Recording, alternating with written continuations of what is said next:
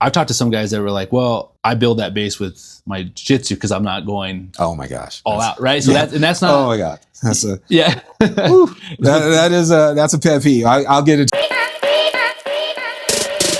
You know, and this happened a moment, you know, I'm sure people have heard of the zone 2 training. Mm-hmm. That's where you get all those positive adaptations to build that base. Yeah. And that's at a low intensity, low to moderate intensity level. And then even by doing the low intensity zone 2 work, you're working on those peripheral adaptations. Wow. So you're increasing the capillarization, you're increasing the number and efficiency of mitochondria. So you're getting something out of that. So even when you're building, to go back to what you said, you're building that wide base. The wider that base is, the more peripheral adaptations you have, the higher you can build that top end. Okay. So yeah, it's perfect, it's spot on. Okay. So zone 2 is hard to do, and not because it's hard, it's because it's kind of boring. Right. So that's why it's like, we have a couple guys we know that just kind of like cruise. Yeah. But there's still moments of like, you're probably not spending 30 minutes to an hour in that zone. Right. So there's really no way that you're not getting those benefits. You're not getting those benefits, the same benefits. So now you're going out of zone 2, you're going into zone 3, lower zone 3, maybe even mid to high zone 3.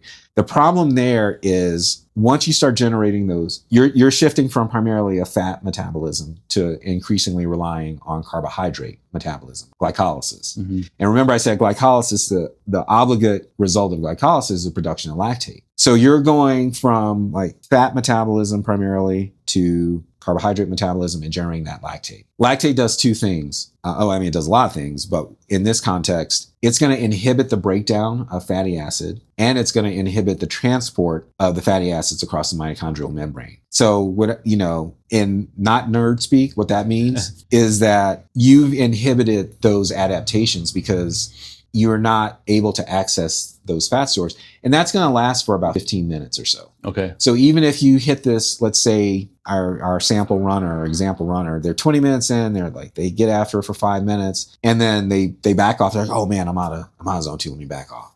They're going to recover from a cardiovascular perspective pretty quickly. But from a bioenergetic perspective, it's going to take another 15 minutes. Wow. Okay. So they've just kind of wasted that 15 minutes. And that's why it's really important to be diligent when you're going in to do your zone 2. And that's why